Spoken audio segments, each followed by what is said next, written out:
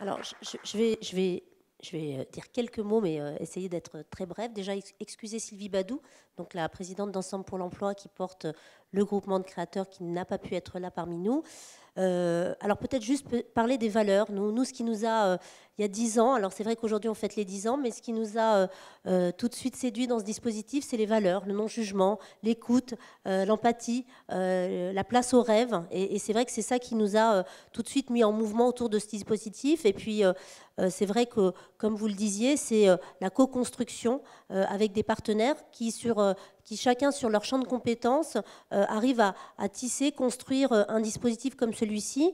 C'est vrai que l'IUT a répondu présent quasiment tout de suite à André Ringeval. Alors c'est vrai que c'était pas chose facile il y a 10 ans.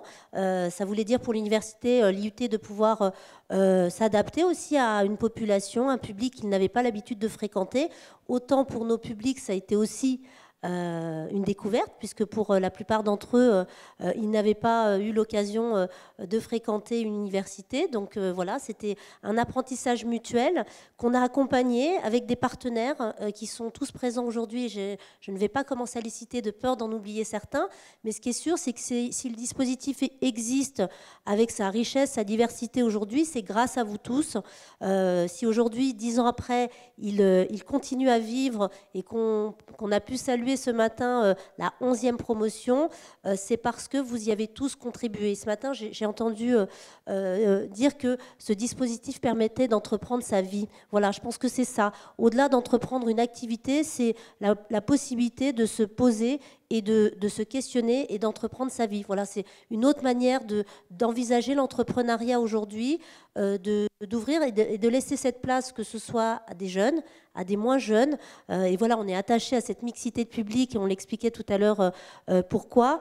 En tous les cas, pour nous, ça a été 10 ans où il a fallu évidemment convaincre certains financeurs, d'autres qui ont été convaincus tout de suite, comme la région, le département, et qui nous suivent depuis le début. Mais en même temps, c'est aussi des recherches de financement en permanence. Donc voilà, on a souhaité continuer parfois avec des équilibres, avec des années un peu moins équilibrées, mais je pense qu'aujourd'hui, après 10 ans, on peut se féliciter quand même de la manière dont ce dispositif a évolué, puisque c'est aussi un dispositif qui se réinterroge en permanence, voilà, qui a évolué, qui a fait 3 pas en avant, 2 pas en arrière, et en tous les cas, ces réflexions, on les a menées avec l'ensemble des acteurs qui ont construit ce dispositif.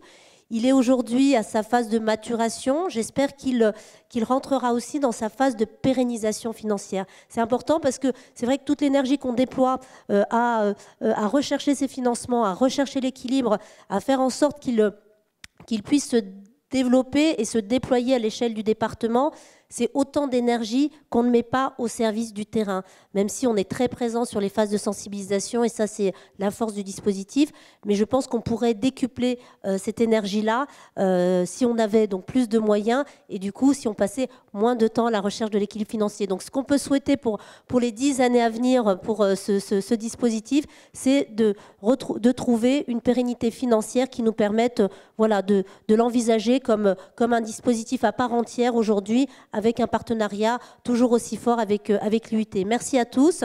Voilà, je pense qu'on est attendu à côté. Hein, voilà. Alors, à moins que je vais donner la parole avant qu'on y aille à certains qui ont déjà créé, qui ont participé à des précédentes promotions, et puis peut-être à l'un d'entre vous qui est actuellement en formation, peut-être pour témoigner